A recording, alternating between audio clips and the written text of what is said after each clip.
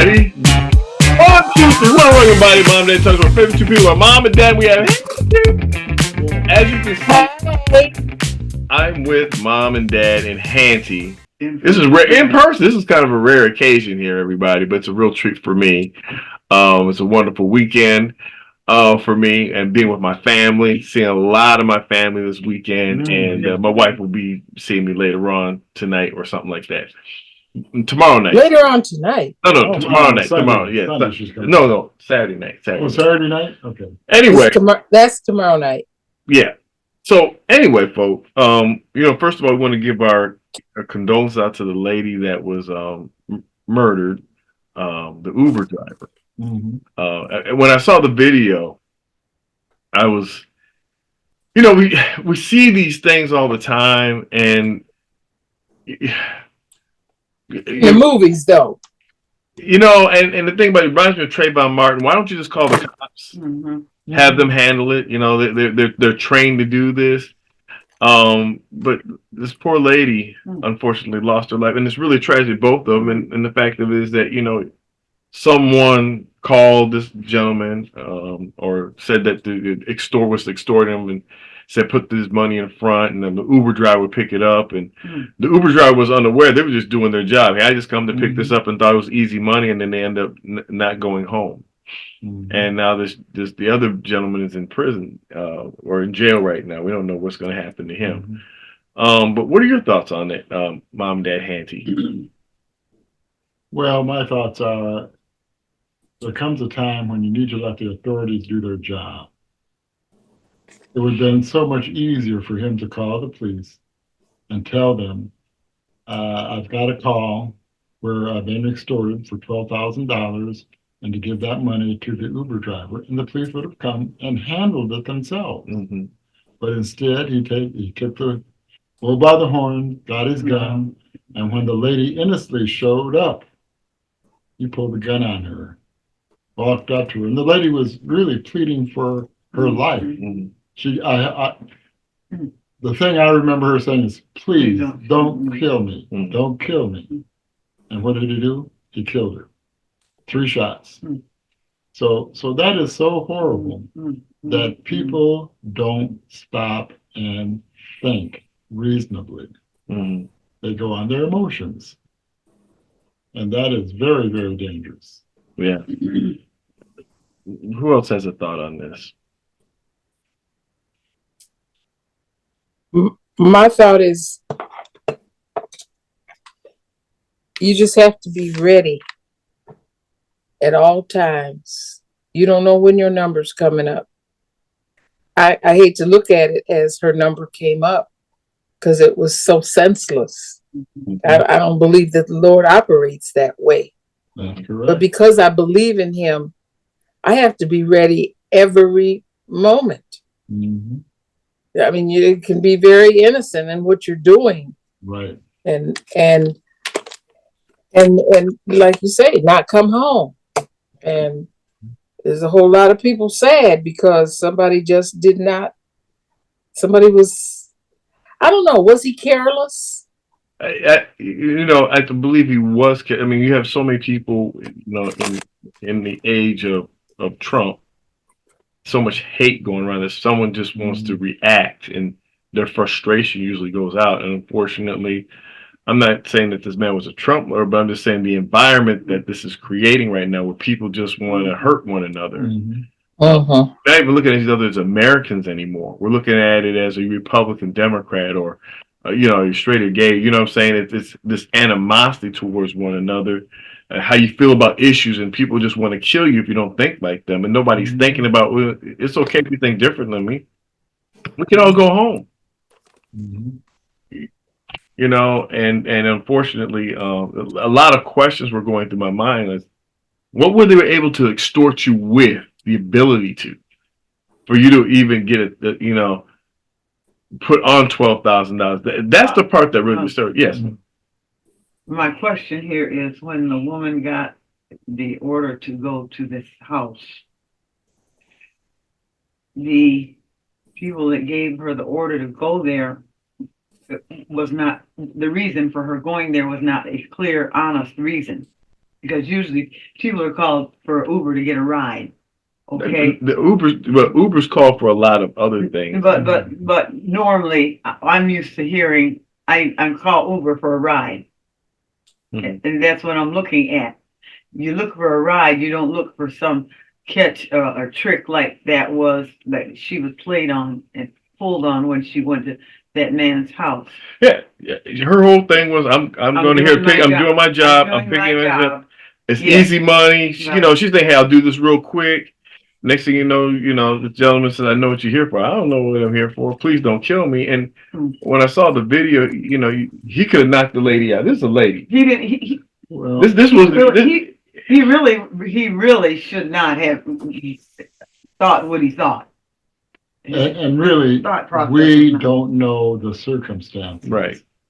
This man might have been harassed for several days by these scammers, and he just got fed up with it. He could have called the law And too. the thing is, he wasn't thinking critically. Right. All you have to do is call the law. Mhm. Let the authorities take Right. care of it. Don't take out your gun and purposely shoot Shoot the someone. person that you And if think. I remember correctly from the story I've seen on the news, I think in the preliminary hearing, he pleaded innocent. Correct. Well, and from his perspective, hey, I was under duress and someone was extorting me and I wanted to do something. However, his life was not in danger. It really was not in danger. That woman was no threat to him when she pulled up to say, But he couldn't take the chance that he was not in danger. Could he? Well, the whole point is you make a great point, Hantie. But his danger was I'm losing money. Right. That's where he had his mind. That's where he had his mind at. And if you would have seen this lady come up with a gun, even on her hip, then she would be threatening him. You're right. Right. There was Correct. no visible weapon. She had no weapon. She didn't have anything to fight with. She just telling him, please do not kill me. But he was intent and so angry, that he was going to kill somebody. Yeah. Somebody was going to go. So no matter what the circumstances were, he was set on killing somebody. At first I had thoughts of myself when I saw, like, here's another black person and a white person. What's he feeling like today? The Bible says, it's a great point you point out, that God does not like the fact that people shed innocent blood. It's an abomination to him. That's one of the things he says. And the problem happens when people justify shedding innocent blood because they felt threatened and they don't have no remorse. That's a sin problem in my mind. Because if I know I hurt somebody unintentionally, I'm going to feel remorse. The fact that it happened and I was involved with that. And I'm sorry that it happened. I'm sorry that was involved or caused harm to somebody, even if it wasn't us. But, you got people who shed innocent blood and say, well, the circumstances fit the situation. They shouldn't have been there. Well, they were innocent, folks. Right. The people missed the point. They were innocent. And they lost their life because someone couldn't control themselves. Right.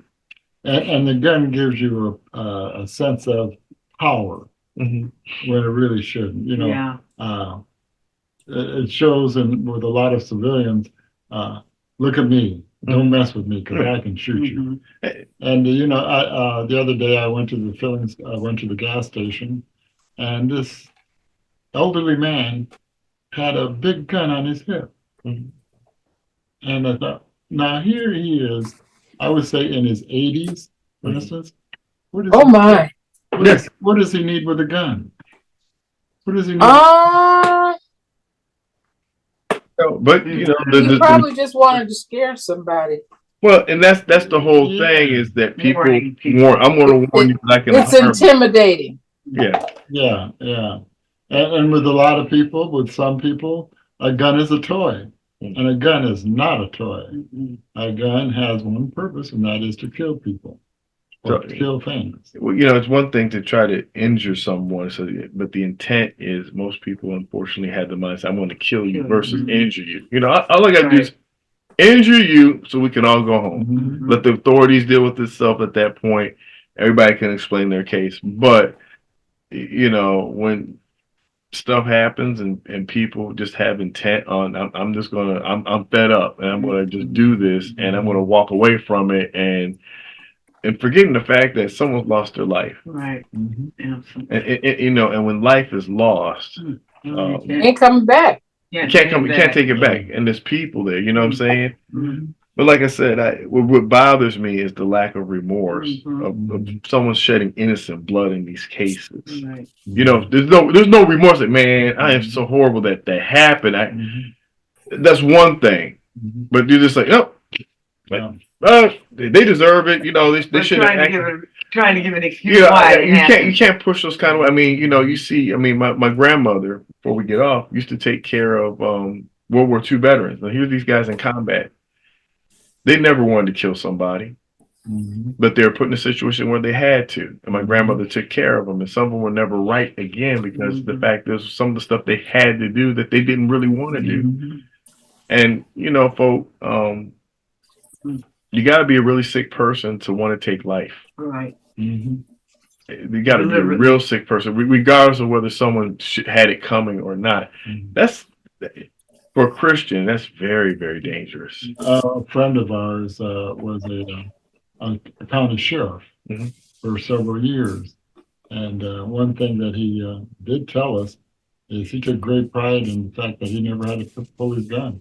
Mhm. He never did.